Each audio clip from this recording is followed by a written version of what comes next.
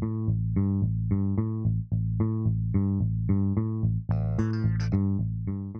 Kristen. Hi, Greg.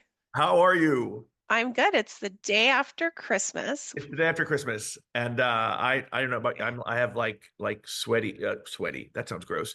Comfy sweat. Yeah, sorry, you comfy sweats on because Oh, yeah. it's chilly here in Palm Springs. Um, Yeah, it's chilly here in the Bay Area too, which yeah, is why I have a sweater on. I get It's it totally. cozy. It's a cozy Um, day. yes, it is. Well, it's nice to see you today. I'm Yeah, it's good to see you too. excited that we're doing this episode today because it's so current and relevant. Why don't you kick us off and say what we're going to talk about? Yeah, so if you remember back to our last episode, we were talking about what makes a high-performing team. I do remember. And in between last episode's recording and this recording, I read an article on LinkedIn, and part of the article was about the announcement that Spotify did that they're going to continue to allow people to work from home. And they did a big ad, and I think um, in New York. Well, I've Um, seen some of it yeah, just in other places in social media. yeah, They like our employees are not children. You can work from home. It's fine. yes, So yeah. they've And gone all in on it. Yeah. yeah, they have. And I think it's interesting because there's been a big backlash against that. And it was like, no, people need to work from the office. And I think there are, of course, pros and cons to each thing, right? There's Mhm. no perfect world.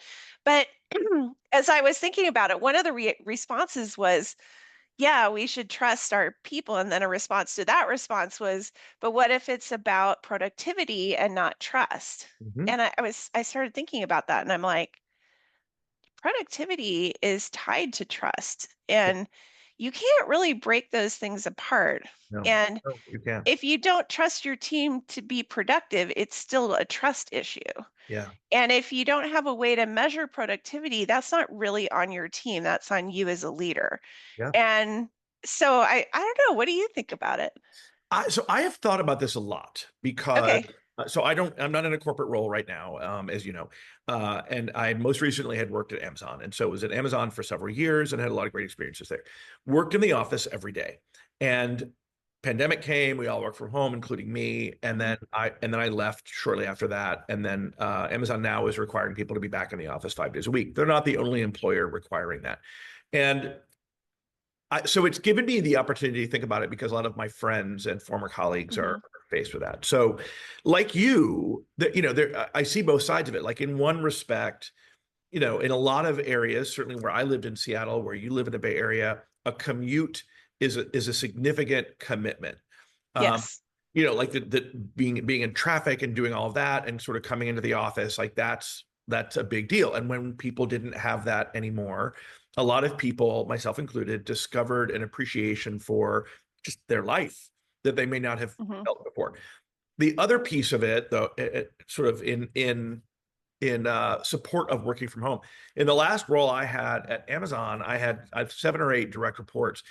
Only one of them was in the United States, much less in the office that I was in. So I was on conference calls much of the day. And so thinking about coming back and being in the office solely for the reason to be on international conference calls seems like not a good spend of that commute time. Okay, all that is true.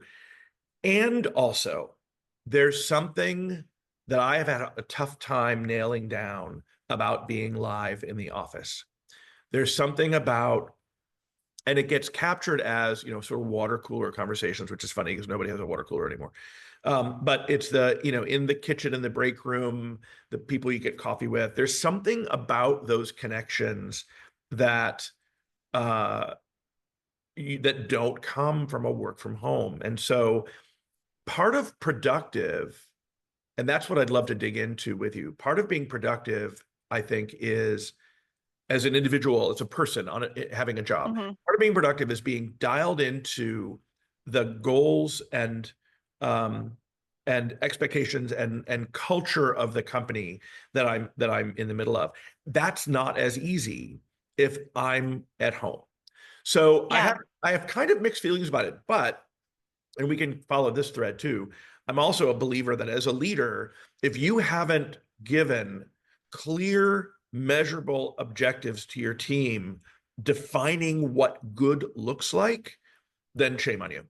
because Yeah. in that example, and this is the case for a lot of leaders, there are leaders who are against working from home because they're accustomed to a really disorganized Mhm. and undocumented way of evaluating performance. And that is not those employees' fault. Yeah. I saw this a lot at the very beginning of the pandemic, where all of the leaders Mhm. who were leading by walking around, that was Yes. their approach, Yeah. were floundering Right. because they didn't know what to do. Like they didn't even, literally, they were not productive because Right. they didn't know what to do if they weren't walking around observing things. Yeah.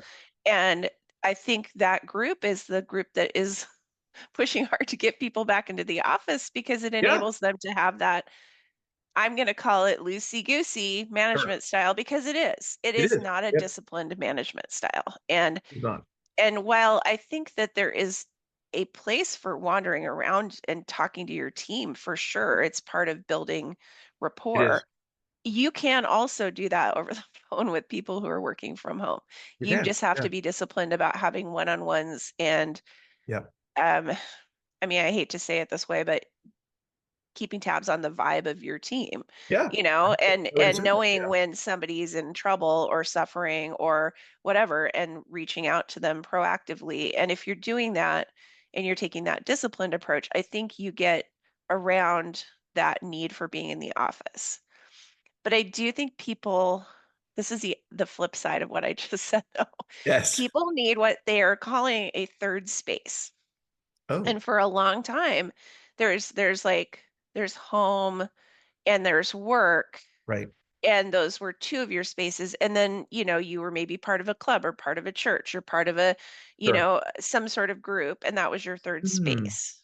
Yeah. And now with work from home, like work is home and home is home. And then Yeah. you still need a third space, and the third space can't be work.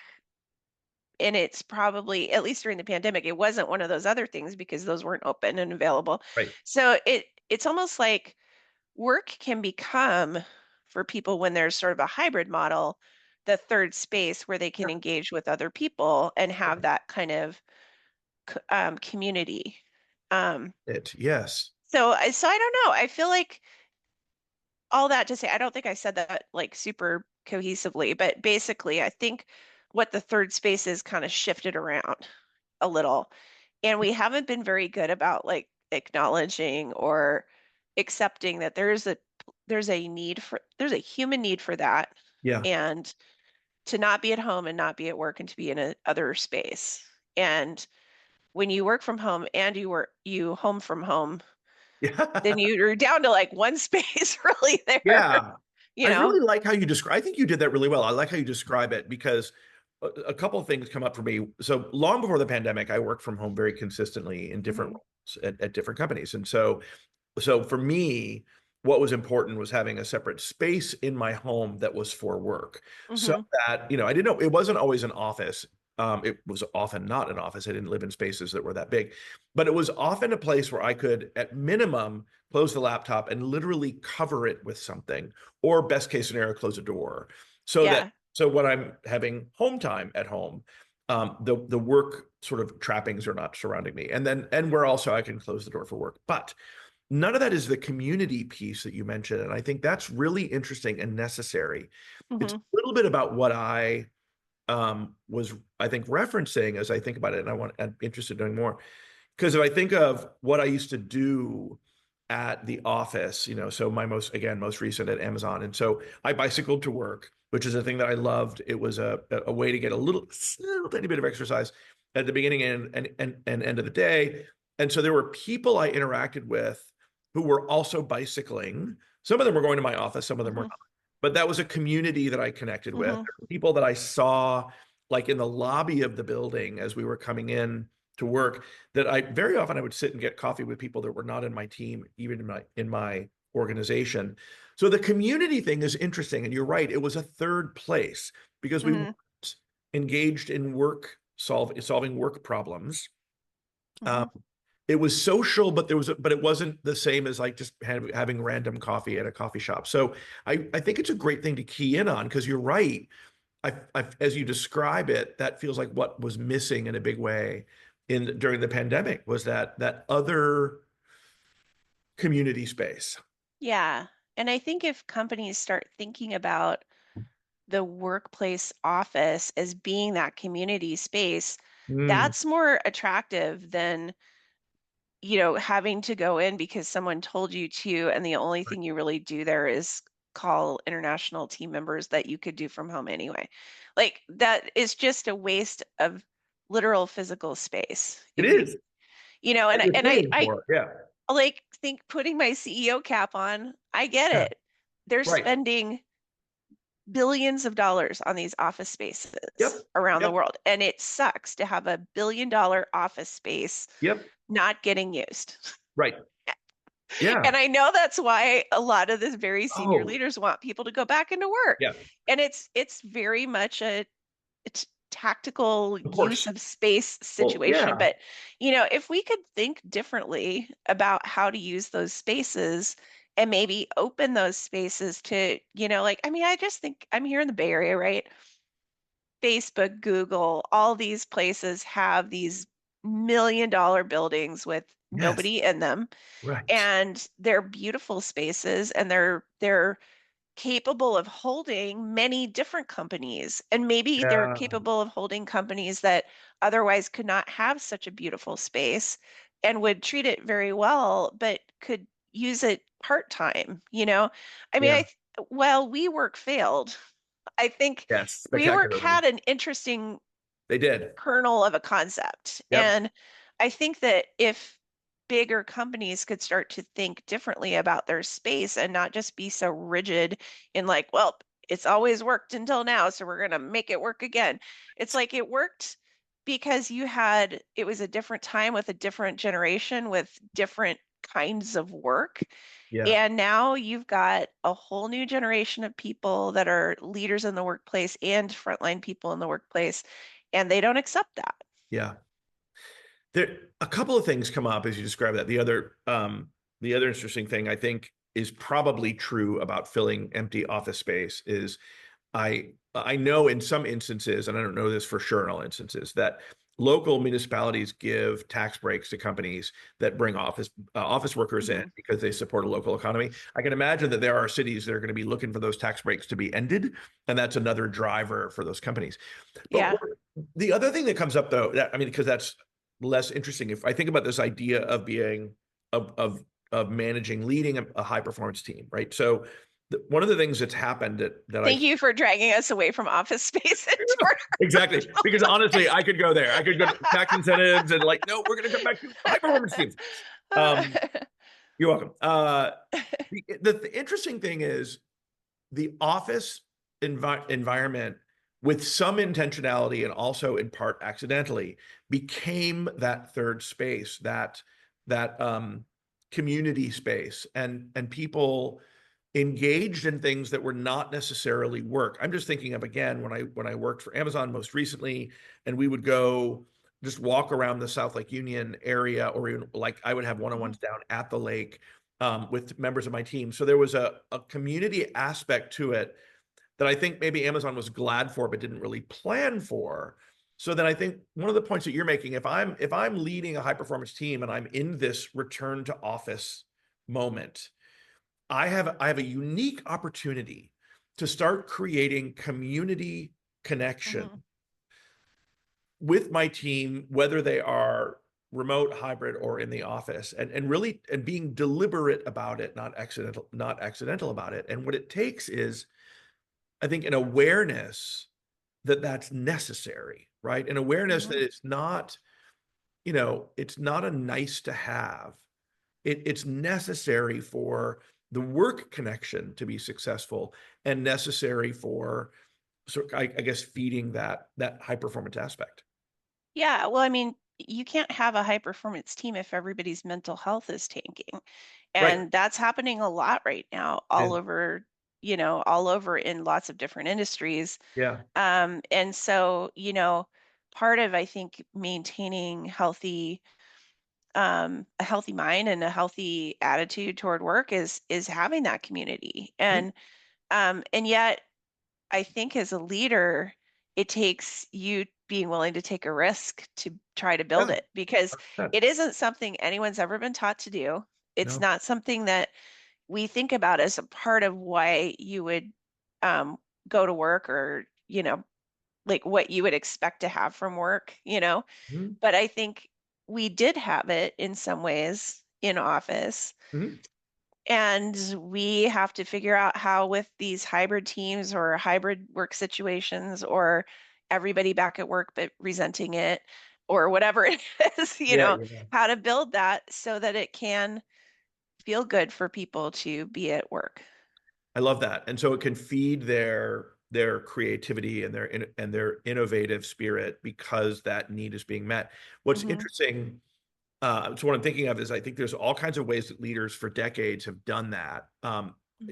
in small bits, like, we're coming out of the holiday season or whatever, maybe we're still in the middle of it. Some teams will have like gift exchanges that are, Uh-huh. not about work. It's a team thing. Some teams will Hmm. have offsites where they have a meal or happy hour or something else. And so a lot of leaders have done things like that, and as an overt way to support kind of bonding between the team, which is a thing that community does. It Hmm. becomes a way to create connection. So I think it seems like the opportunity then is to get clear about, I need work to happen, and I'm going to create objective definitions of what good looks like, so that when, Yeah. Marjorie, I just made the name up, Marjorie, my direct report, like wants to know, like, I want to get promoted, or I want to do whatever, or, like, how do I get that exceptional rating? Or if Marjorie, I've had this conversation too, maybe Marjorie is got some family stuff going on and needs to just kind of skate a little while. Like, what's the minimum for Marjorie to do? Okay. So objective performance expectations, check. And Hmm. then community building. Hmm. What is the purpose of community? What role does it fill in a quasi work setting? And that leader that does that well is gonna get all the things that we talked about around high performance leaders. Yeah. I think it's really interesting. Um, yeah, that article really made me think about this whole thing, because it is Cool. such a big part of having a team that performs really well, is that they perform well together. And how do you Yeah. get that from an either in-office team that resents it, or Right. or an out-of-office team that you have to like go the extra mile to like draw them in, Yeah. And I think so. One example I have from my work that I did at Vertical Response was really fun in that way. I had a big team, so I could play around and do lots of experiments on my team with what worked and what didn't. So It's it always was fun. very interesting. Right. I'll never tell. Nobody But tell. If you're but listening to this, don't I, tell. I love contests, and anyone that has ever worked for me will tell you that I love contests. So I would design, especially around the holidays, a very elaborate contest every year for my whole team. What it meant though is I did have a few remote team members in that group. And so in order to keep them looped into what was going on, I had to plan ahead on those contests and like send them in the mail an announcement with some little candy or something that would kind of get them excited about it. Continually communicate with them about how things were going, or send them a Right. picture or whatever. So it took a lot of effort to kind of keep those remote team members engaged, but it was worth it, because then they felt like they were part of the rest of the group that was having, fun times in the office. Right. So, yeah. I think that's the toughest audience, is that hybrid audience, right? Where some are Hmm. remote, and some are in the office. One of the things I would do just on conference calls at times, if the whole team was having a conference call and there was half hybrid and half in the office, I would sometimes have everyone, like even people in the office, take the call from their desk, Hmm. because then it just leveled the playing field, and we Yeah, it leaving makes out. everybody feel Yeah. like they're the same. Yeah. It does take away that need for being in the office. Um, Yeah, this you was know, long before the pandemic, before we yeah. even thought about that. So I think it's interesting, and I think that there's a challenge ahead of Sorry, I'm itching my beard. I let my beard grow out so I look more like Santa Claus because I volunteered yesterday. Were It's you a driving Santa me Claus? crazy. I was not a Santa Claus. I dressed as Santa Claus for a volunteer event. Ah, okay. So there was an actual official Santa Claus up on a stage giving out presents. I was a glorified busboy in a Santa hat. But anyway, my beard is driving me crazy right now, which is why. Leaders right now have an opportunity, a unique opportunity to come up with ways to tap into that community Uh-huh. idea. To, you know, one of my colleagues at a previous role is his company has also required them to come back in the office, and he literally plans his day around when he will drive to the office to swipe his badge and then drive back home and finish his workday. So they're requiring it, and it is not meeting what they think it's doing. So leaders have a chance to think about, like, okay, what's the expectation? What are the Mhm. behaviors people are actually engaged in? And how do I, and you started to say this, and I really heard it, how do I create something that will pull people toward it rather than tie them to it, you know, and Mhm. toward. So a community experience that people want to lean into, that supports that thing that the office used to support. And I don't know the answer to that, Yeah. but that's the thing that leaders have. Yeah. I mean, I think everybody's got to start getting really creative about this. Yeah. And I think it's going to be different for every team. I think the thing I would challenge leaders to think about though is that if you have this gut instinct when you're thinking about what we're saying that is like, oh my gosh, that's so cheesy. Contests, are you kidding me? Pizza parties, are you kidding me? Yeah. Like if your inner cynic is saying, my team will hate that, it's too cheesy, I challenge you to try it because Yeah. teams love cheesy.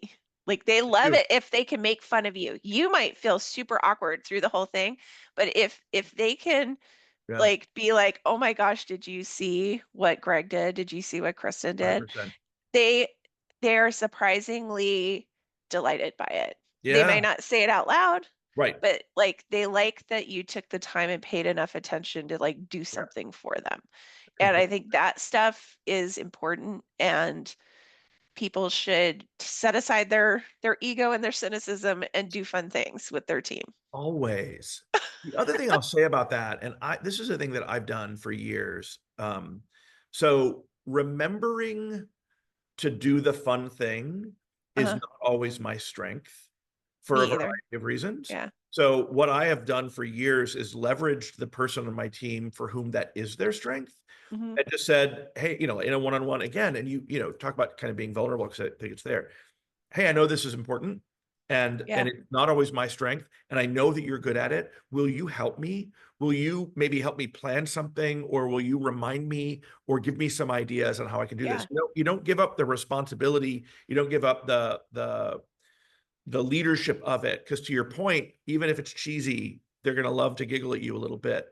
Yeah. But engaging that person that loves doing it is another way to sort of build that community, and leverage somebody's strengths that might otherwise um, not sort of get to do that. So I've done that for years, and it's super effective. It really is. Yeah. Yeah, Yeah. nice. Um, what else? Is there anything else that we want to make sure we cover that makes an effective team? I I think we want to hit a come lot back. of stuff. I want to bounce up again. I don't know. I had that image in my head against this idea of like what good looks like, because we'll Yeah. have another chance that we can talk about goal setting, because I think that's a really important one and important one to talk about. And you talked about it, and I think it's so common, this idea of, I'm going to keep track of what's going on by I'm just going to walk around and check in with Kristen, like, hey, what's going on? And I'll learn what Kristen is working on that way, or like I'll just be reactive. And as Hmm. you say, I think those managers struggled in the pandemic because there was nothing to react to. There was nobody around, and they were in their own house, as everybody else was. So I want to challenge anybody who's listening to this, who is a leader, to start this process, but start small. If you've Hmm. never done this before, think of one person on your team and what that person's job is, and just all by yourself on your laptop on a piece of paper, write what good looks like for that role. So you have maybe, Hmm. you know, whatever the role is, you've got a salesperson, right? Somebody who's in operations, somebody who is writing code, whatever the answer is. Because you know it. If you're a leader, if you've been Hmm. here for more than a day and a half, you know what it looks like to meet the minimum expectation. Spend some time writing it down. Like if Greg does, if he's here every day, and here means different things if you're remote. He's here Yeah. every day, Yeah. like his internal customers like report that they're getting what they need from him, like whatever they have, like A, B, C, right? 5 things Yeah. that mean that I don't have to worry about firing Greg this week if he does these 5 Yeah. things. And then add to them. If Yeah. Greg does those 5 things and then also these others, then like that shows me that he's engaged and he's here and he's viable. And then build the third level, which is if Greg's ready to move to the next thing, or if he's really killing it in this, Yeah. what does that look like? And just write it down. Make sure that it is observable. That if you handed that piece of paper to someone else, they'd be able to read it and go, "Oh yeah, I know what that looks like." Mhm. And this is how you begin the habit of writing performance expectations that are Yeah. objective, so that when a team member comes to you and says, Kristen got top tier on her evaluation this year, which no one is supposed to talk about, but everyone talks about, and I did not get top tier. Like, what do I need to do Yeah. there? And if you work on this objective performance expectation document, you'll have an answer to that question. And it takes immense pressure off of you as a people leader when you Yeah. write it down. I know, because otherwise you're basically, you could be comparing bad to bad. Right, Unless exactly. you've got a model of what's good, you're Yep, just comparing people to each other. right. And you could have all great people or you could have all terrible people, but if you're Yeah, only comparing them to each other, you're not going to know, yeah. and really what could be or what should be. I mean, you might kind of have it in your head, but you really need to write it down. And That's the thing. You probably have it in your head, and that's great. yeah, You've got to write it down. yeah. And Yeah, that's also what makes for, and we're going to talk about this in a future episode, yeah. fairness and equity and making sure you're not being biased and all Yes. of that stuff. Yeah. So, yeah, Yeah, and by the way, for the record, you're being biased. It's baked into the way our y brains you work. will be biased. Yeah, the reason to get these things out of your head and into a piece of paper is so that the bias doesn't get you in legal trouble. Yeah, B, the bias doesn't get your employees wound around each other and yeah, supporting each other. And C, you can have an open, honest question with people about what performance means. So, yeah, um, yeah, I think that's the people that have some skill at what we're describing are the ones that were not flipped out when the pandemic happened, because they mhm, had the conversations over the phone that they had previously been having in person, and yeah, it's fine. yeah. So It's just you just move it to online, yeah, and it doesn't require an office. And no, so no, it doesn't. I'm with Spotify a little bit, but I would argue that it's not about treating your employees like children versus trusting them. I think it's about having a structure Yeah, that helps make your team perform at their best. And then agreed. that creates trust all around. Yeah, yeah. Yeah. And my question to Spotify would be, what are you doing, or what have you done to prepare your leaders to Yeah. be to be effective leaders with a remote team? Because if the answer is they're not children, we trust them, and that's all you've done, which I doubt. Gosh, I hope that's not true. Yeah. I mean, that makes a great line for a billboard, but it does not make a great line in performance management. um I'd be interested in knowing what they've done, because if they, assuming they're really building this objective leadership, you know capability in their leaders, that positions them really well to excel in the marketplace and to win, which is, Yeah. And I want to keep getting music to my phone. So exactly right. You don't want them to fail. Yeah, I we're need this to work. yeah, Spotify. exactly. Spotify, if you're listening, we're invested in your success. So if we can help, reach out. Yeah. Delighted to help. All Oh, right, that's this is a good one, Greg. this is a good one. I'm glad you read that article. This was a great conversation, Yeah. especially in the context of high performance teams. Yeah. That kind of wraps us up for this time too. Okay. Well, I'll see you next time. Indeed, looking forward to it. Bye, Bye, everyone. everybody.